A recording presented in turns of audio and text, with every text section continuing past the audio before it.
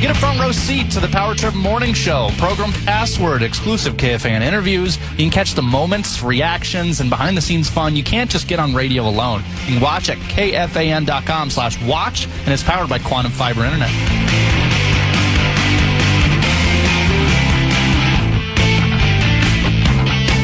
Welcome back to The Fan. I am Paul Charchian in for Dan Barreiro. Tomorrow, Alec Lewis will be here the day after Dave Sinekin.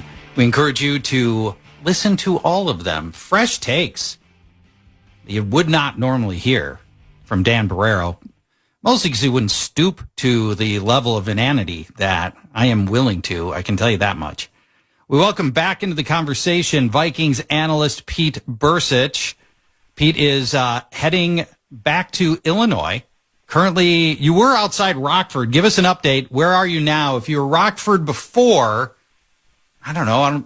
Are you at the? I'm not sure. Where? I'm about 20 minutes further east from Rockford. How about that? Okay, further. All right, I can understand where you might not want to say specifically. Big. You got to be very cautious about where you let people know about your location. But if you're going east, that puts you in the greater Elgin area, maybe. I don't know, something like that. I don't know. Yeah, I'm running up to it. Hey, I want to take 1 second and say hi to my buddy Bill Lechner, who's listening. I wanted to just holler at him, tell him I miss him, and he's one of the best. So we'll move on. He's a hockey coach over at Hill Murray. He's one of the best ever. He's a great man. Love him. Miss him.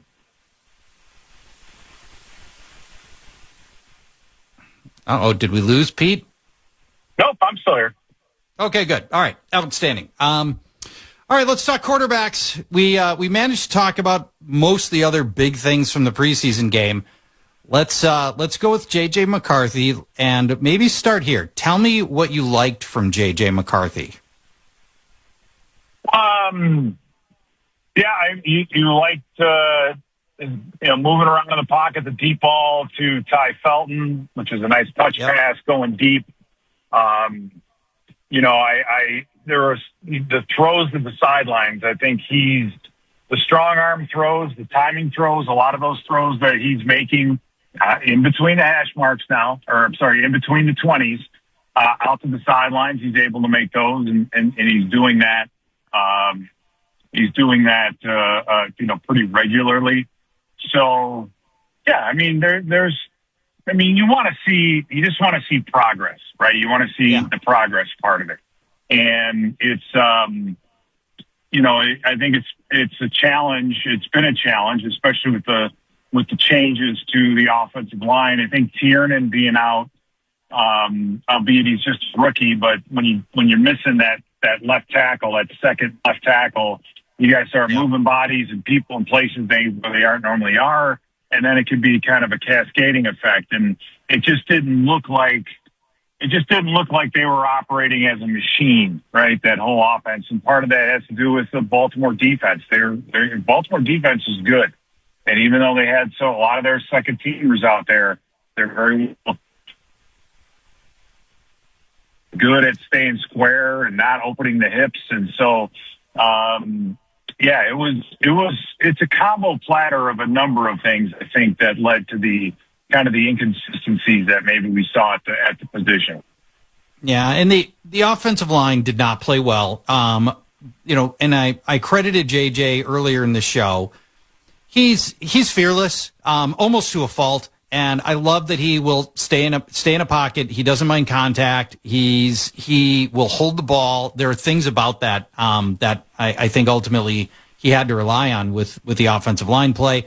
Tell me what you saw from JJ that maybe you didn't love, and then just ultimately how you feel like, if you feel like he really progressed and showed us much new that we hadn't seen before. I think, you touched on something that I noticed in the offseason looking at the numbers, and that's how often does a quarterback just throw the football away, right? Yeah. How often does a quarterback just throw it away and live to play another day? And if I remember correctly, and I don't know if this is an official stat or not, but I believe in all the passing attempts that McCarthy had last year, there were only 4 times when he just threw the football away, right? And you looked at as opposed to a guy like Caleb Williams, and who threw the football away a lot, quite a bit. And then you step back and go, okay, what's the effect of that? And then you look at the turnover side of the equation, and it makes you wonder, just like you just said, trying to do too much, trying to make too many things happen, right? And not just knowing or having the discretion to know when to force it and when to put a little touch on it, when to pull this thing down or throw it away and live to play another down, or just try to be a miracle man and make something happen.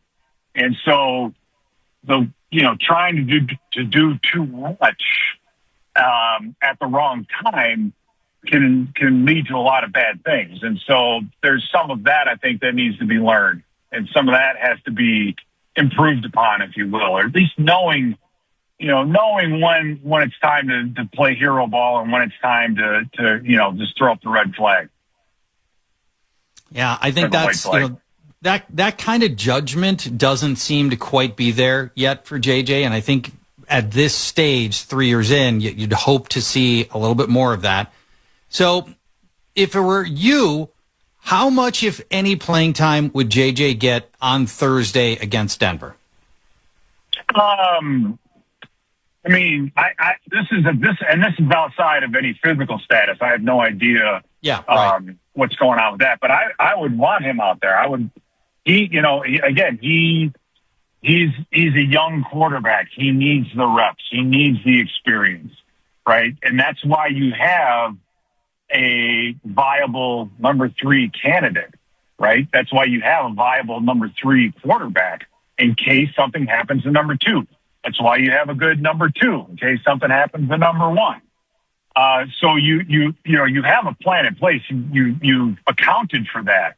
But yeah, the young man needs snaps. He needs time on the field, right? He needs to get out there and play. And so in that regard, if you have the offensive line, whatever that combination is going to be, you're going to give them a little bit more time together. Hopefully that'll improve from last week. But at the same time, you gotta find a way to find consistency, and that's what I would have. Let him go out there and try to do.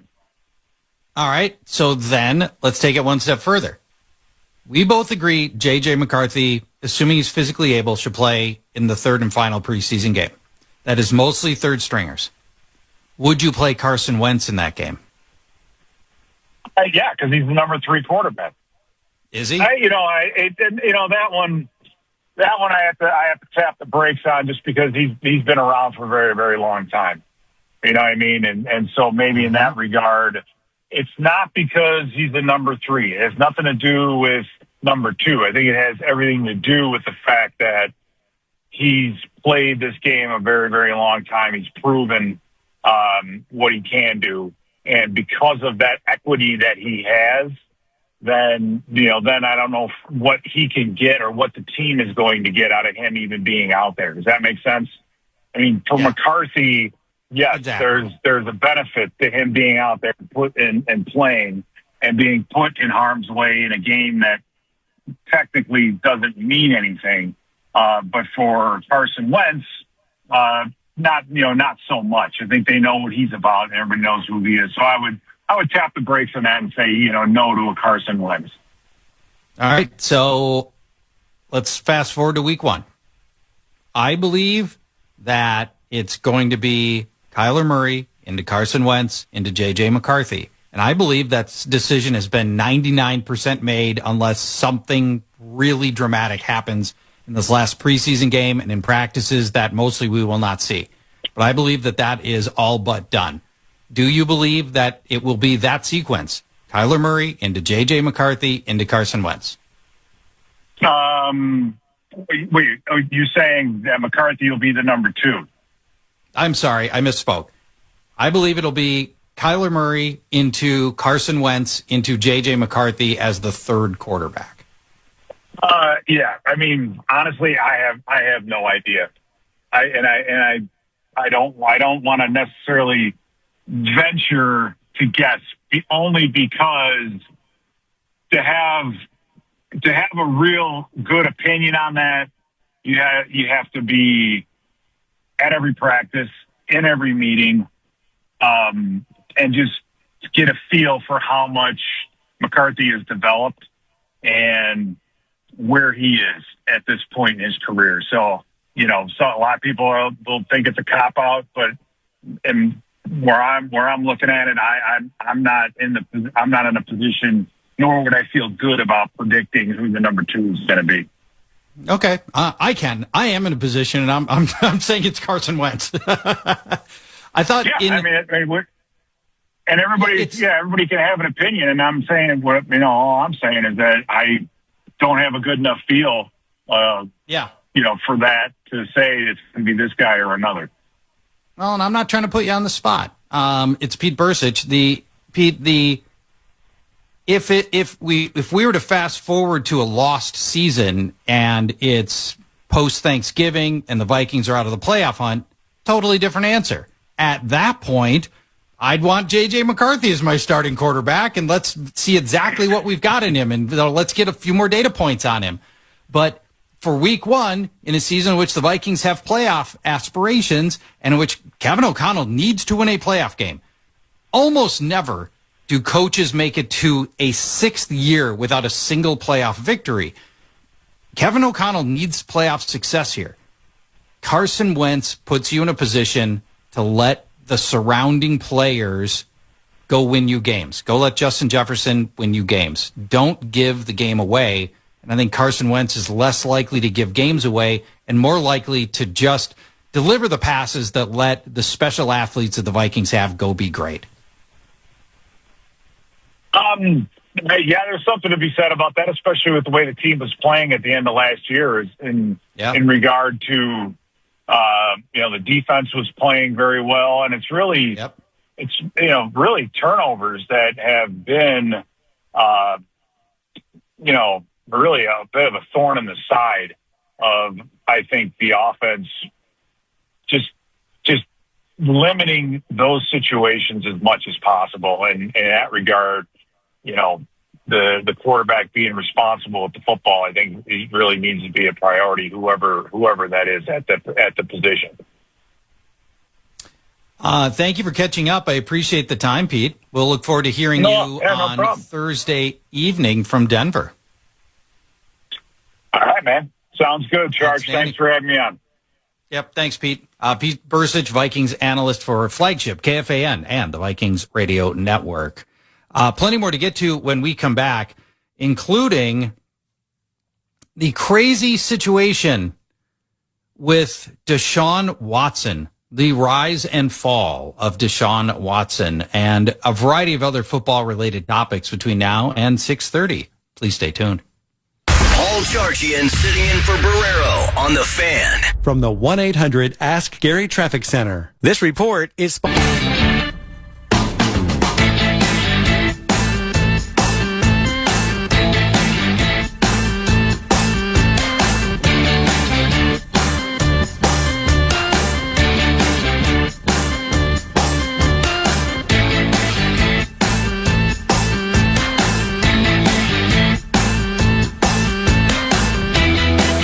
Welcome back to the show. Paul Charchian with you.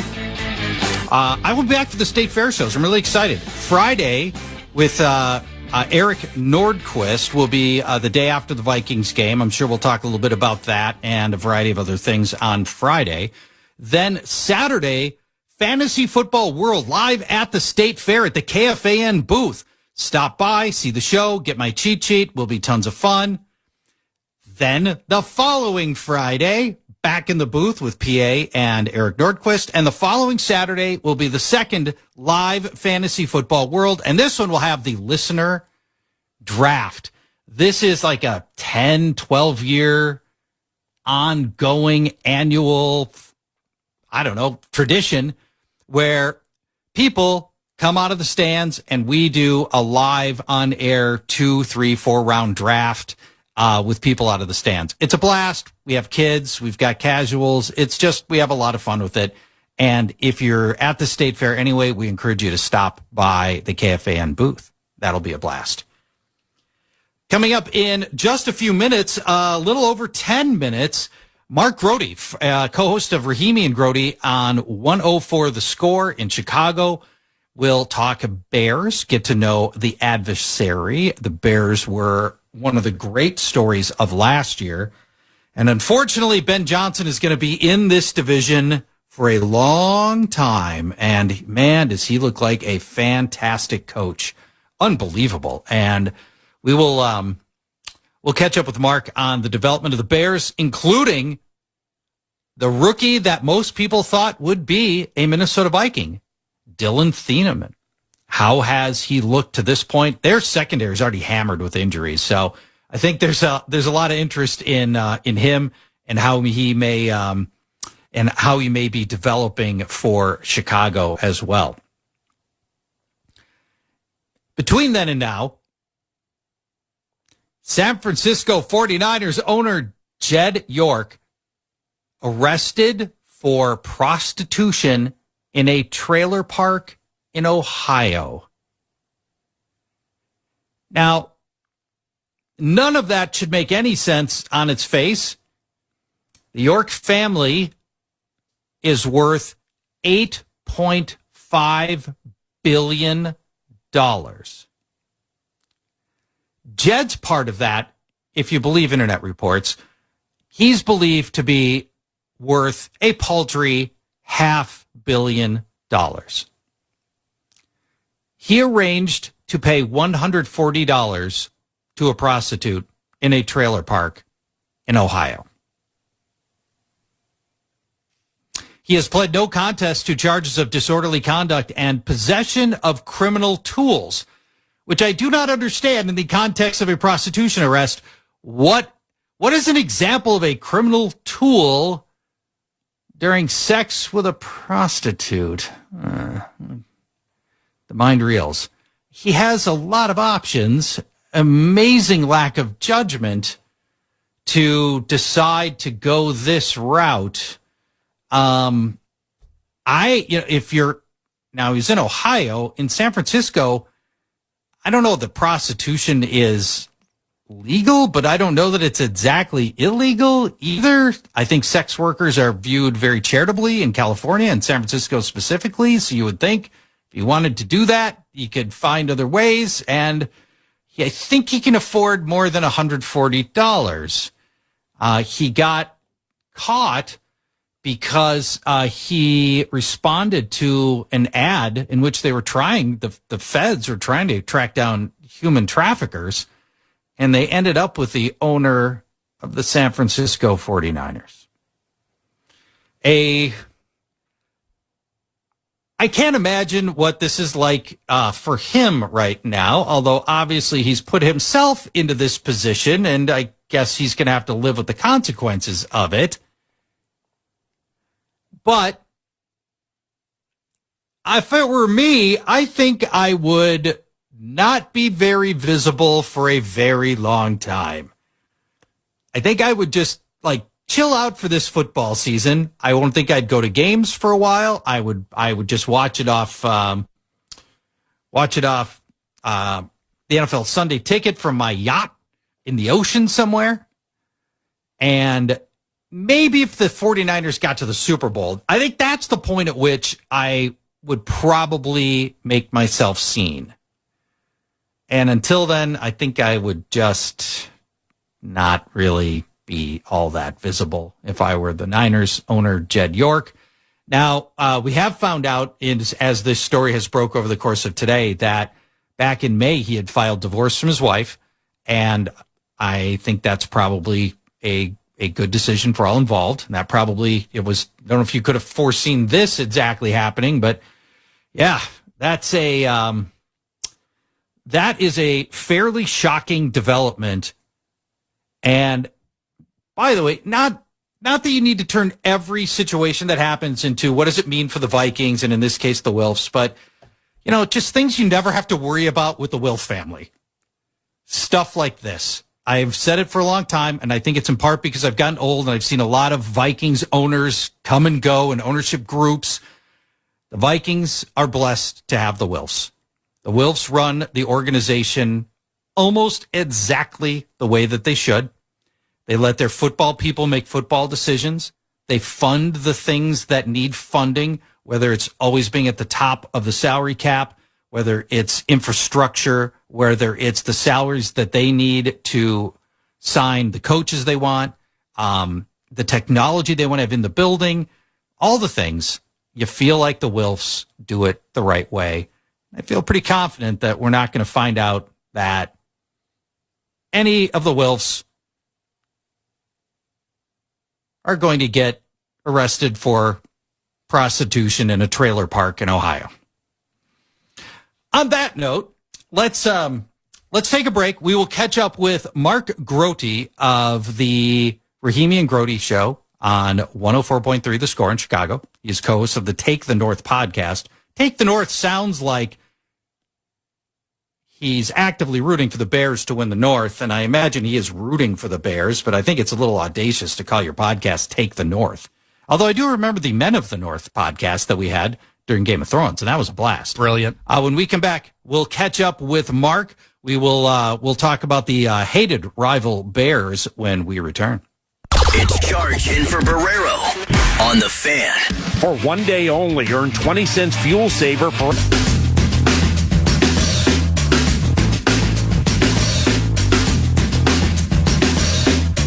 Welcome back to the show. Paul Charchian with you. Very happy to have you here. And very grateful to Brett for bringing back the old FFW bumper music. It's great to hear it all again. There it is. Thank you very nostalgic. much, Brett. Isn't it? It really is. And, the funny thing is, we tried that same music in the new podcast, Fantasy Football World, and it all got bounced by Spotify. They're like, no, this is... It's not royalty-free enough for them, even though we believe it is royalty-free, but they didn't care for it, so we didn't bring back our own music. Yeah, we're going to roll with it.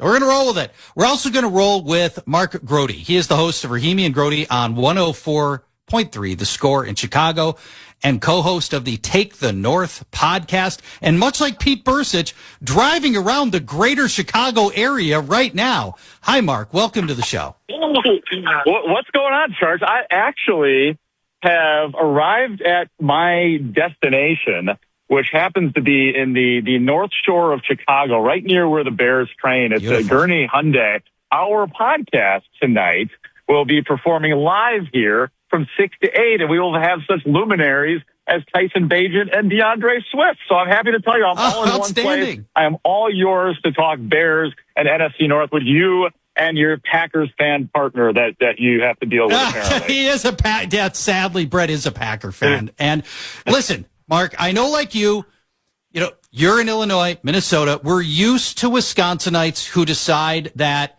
they've grown up in Wisconsin. They've got inundated with all the Packer blood and everything, the 30 years of elite quarterbacking.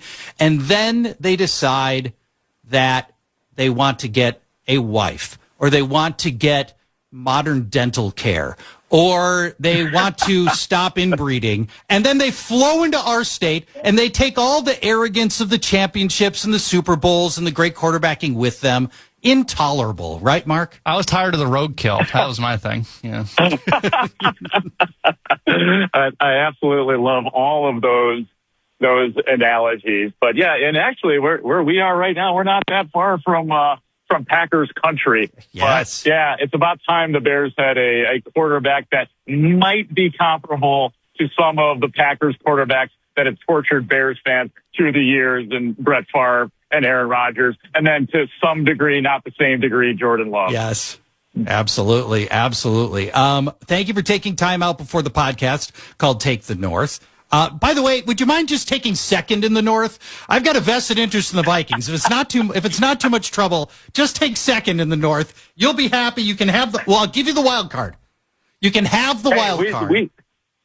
Well, the interesting part about the title of the podcast was on the first day that Ryan Poles took over the Bears, his opening statement was, we're going to take the North and we're never going to give it back. And so the podcast is named after that. Now, as you know, Charch, things did not go particularly well for the Chicago Bears during the Matt Eberflus era. There were a couple of 10-game losing streaks along the way. So when the North was actually taken by the Bears last year, it was a jubilant occasion, and the joke stopped. So I don't know. I don't know if I'm willing to give it back, but I will say for sure the division does feel awfully up for grabs this year with the talent still existing as it does in the mighty NFC North.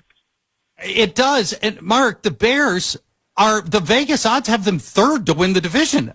I don't understand that. I can sort of see behind Detroit, and Detroit's got the best odds to win. But then Green Bay, I don't see it. I think the Bears, to me, the Bears and Lions should be the favorites in this division. Yeah, I would think so.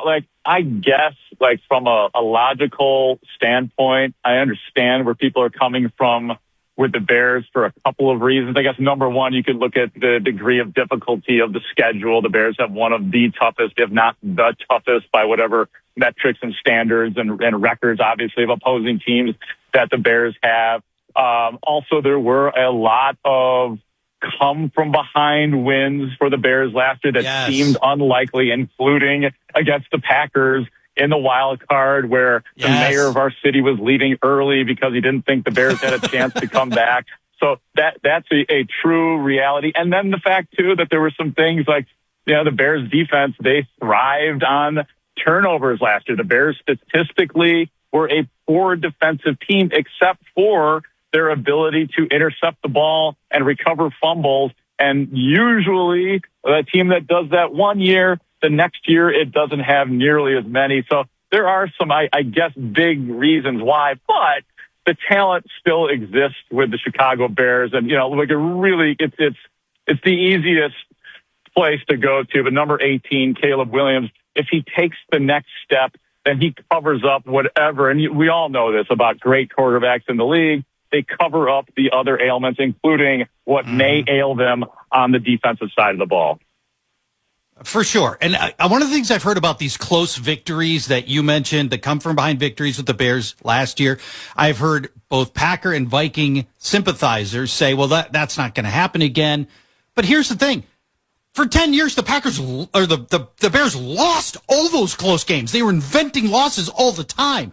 The fact that in year one of Ben Johnson, they learned how to close games and how to win those close games, to me, is only a positive. And I feel like instead, this year, the Bears are more likely to just not be that close, and they're just going to beat teams more cleanly. That's how I see those close victories from last year.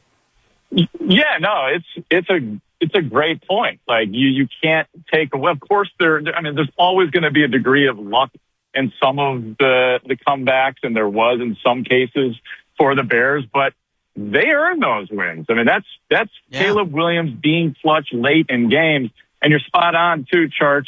But if there has been one thing that has been a theme of this offseason, it is to have Caleb Williams and the Bears offense do the simple things better. Get out to bigger leads in the first two quarters of the game. Matt Nagy, Ben Johnson has literally stressed, we have got to be better at the ends of first half. Late drives in the second quarter were bad for the Bears last year. If they could do things to make their lives easier in the first half, which subsequently would make life easy at the ends of games, then the Bears are going to be on track. And, Ben Johnson is like this maniacal scientist and crazy in the best possible ways, because he has said on many occasions now he wants to embarrass teams. He wants to be the highest scoring team of all time. He's not backing away from things like that. It feels like hyperbole, but these are like true goals of Ben Johnson. And we know with his mind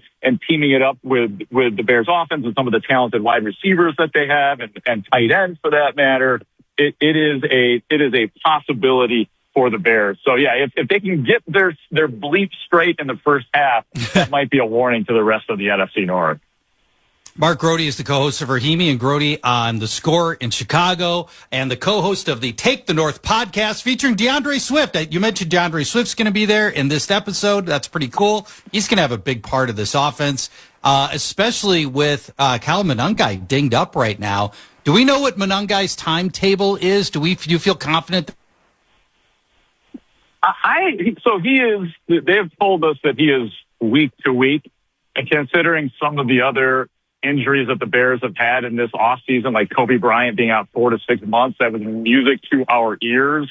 I can't tell you. My gut is that Monangai is going to be okay and could very well be back for the first week of the season, but there's no guarantee on that. And for whatever it's worth, obviously, as you mentioned, DeAndre Swift is the number one running back with a bullet, but Roschon Johnson has looked good in the preseason. They've got a kid that was a running back from Miami, who I'm sure you're familiar with, Savon Ahmed.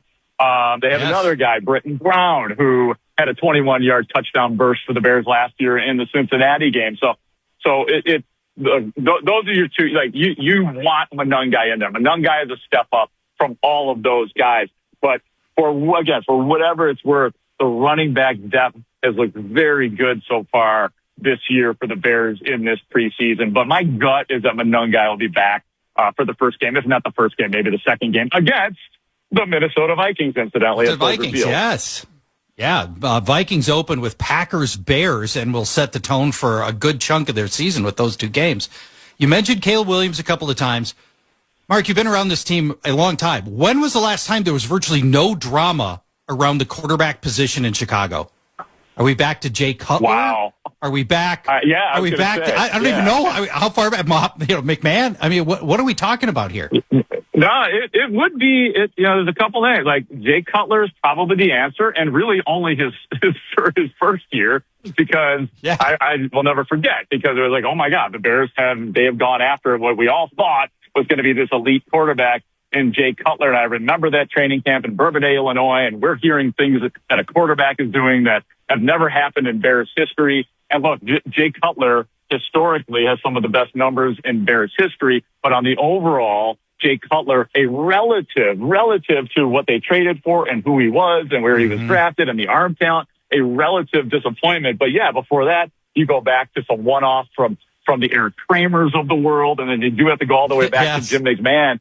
But it's such a great point, because the last year, there was a ton of drama going into last year for Caleb Williams. People were like, well, wait a minute. Yes. Is he maybe not elite? Does he maybe not have it? So this year, yes, for the first time in ever, yes, it feels very good at the quarterback position. Amazing for Chicago. Long time coming. If we rewind to draft day, Mark, many Viking fans, including me, expected the team to take safety Dylan Thieneman. And the Vikings pivoted. They went with Caleb Banks, and that allowed Thieneman to fall to the Bears, which has ended up being an incredible blessing given the injuries to your secondary. We were invested in this kid. How has Thieneman looked so far, and are the Vikings going to have some buyer's remorse? Yeah, you know what? He's looked like a rookie, because he's run hot and cold. I mean, there have been some moments in training camp where you wonder if he knows the right spots to be. Is he going to be good enough in terms of tackling scenarios? And then he'll shine and he'll show you his speed. So I think that he has comported himself so far as that typical rookie. I don't think there's any kind of concern at all from the Bears and his development and his ability to step in right away. I think one of the big bummers for Dylan Thieneman, and I mentioned him once already, and that is Kobe Bryant, the Bears' big money safety that went down with his injury out 4 to 6 months, that he was literally the template for the team in terms of how good, like how they want this team to play and what they want him to play like and who they want him to learn from. So that's a big bummer. I think on the overall, Dylan Thieneman is going to be really good, because he's like the classic, all he cares about is football. So I think he's going to be good, but he's still got a little ways to go before he's like there. All right. Now, you're going to think, Mark, that this is a veiled fantasy question, and you're not wrong. With DJ Moore taking his 85 targets to Buffalo, What do you feel like the role's going to be for Luther Burden and Rome Odunze, right? So, obviously there's a lot more reps to be had, a lot more balls to be had, and credit the Bears. I mean, I think DJ Moore's still a good receiver, and I think he's going to have a really good year in Buffalo, but because they drafted so well with Burden and Odunze and Colson Loveland, it gave them the luxury of moving DJ Moore and his salary to Buffalo because they felt great about the young kids that they had. What do you see the roles for Burden and Odunze as they settle into this new offense? Yeah, well, Luther Burden's a little bit banged up right now, so that he's at a slight setback. He is expected to be back for game one for the Bears September 13th at Carolina. That said, Ben Johnson is not prone to hyperbole when it comes to building up players. He's pretty honest about guys, but he told us, guys, I would buy stock in Luther Burden. So that kind of tells you everything you need to know about Luther Burden and the ferocity with which Luther Burden runs the ball after the catch. It is something to see, and he's got the real speed. It was a slow start for him last year, but once he picked it up and he was running the right routes and got better at running his routes, he was one of the most effective receivers on the Bears. Now, I will say, Rome Odunze has probably been targeted more than anybody so far in the preseason, and even in this last game that we watched, there was a nice play, or at least attempt downfield to Rome Odunze. He's a number 9 overall pick. He's heading into his third year. If you go back to the beginning of last year, Rome Odunze was the guy until he got injured. He managed to come back, and then he had a little case of the drops on a couple of occasions, but it sure feels like they are expecting Rome Odunze to have a big year. If I had to, again, for the sake of your fantasy football fans, it sure feels like it's Luther Burden, though, in terms of the targets, but probably by an eyelash at this point between those two. It's one of the great discussion points here in Chicago with people trying to decide who's going to get the most targets, who's going to have the most yards, who's going to be the big, the 1,000-yard rusher, receiver, which they didn't have last year. I mean, Colson Loveland, the talented second-year tight end, led the Bears in receiving with just over 700 yards. So it's been a great discussion point around here for sure. Colson Loveland's so good. It was a slow start, as you mentioned, and there was a while when I thought it was a little odd that he couldn't separate from Cole Kmet, who's fine but not special. And then, whatever it was, like week 10, the whole thing flipped, and suddenly Colson Loveland just got unleashed on the league in a way that you rarely see from the tight end position. And right now, I feel like Colson Loveland's one of the 5 best tight ends in the league, and maybe that's overstating it, but that feels about right. It really does. I mean, he is a mismatch nightmare. He can run routes like a receiver. And these are the things that we heard about him coming out of Michigan.